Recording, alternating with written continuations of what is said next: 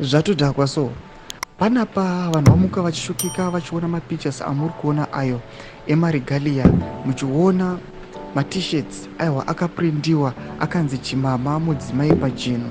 Vakomana musata zvekutamba, pane mapictures ari kutendera akanzi comrade maboshinomona for vice president.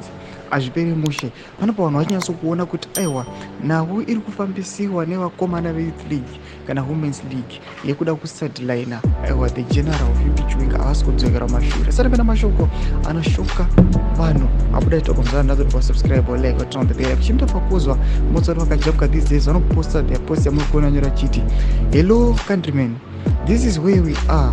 3,000 pieces produced in granite site. The man wants to push out General Chiwenga and bring in his girlfriend and hubby Mama Mabe. Domashoko abdatoka mastreets rimkowa komana vanonzi vekozwa vanoti vane intelligence system yavo inofamba ichiwana nhau idzi ichiexpose vachiti aiwa ichatova chokwadi ichi. Munoti imimi General Chiwenga varipo izvezvi vachiuya vachiona zvinhu zvakadaiso chii chinoitika. Ndopamaona kuti tensions dzinongokonzereswa nevamwe vanhu hadziri unnecessary.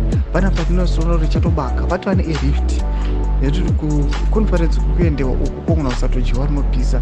Tichiona these images ayo achiresurfaca, tichiona maimages aya nemaregalia achiprindiwa kuti maboshinomona aite vice president achinzi chimama ngachipinde pachino. Mashoko atinoona kuti ari shocking. Ationa kuti these words they are calling for a war. Atiri kuona kuti nyangwe savp zvavo vachiona zvinhu zvakadai so vanotobatikana.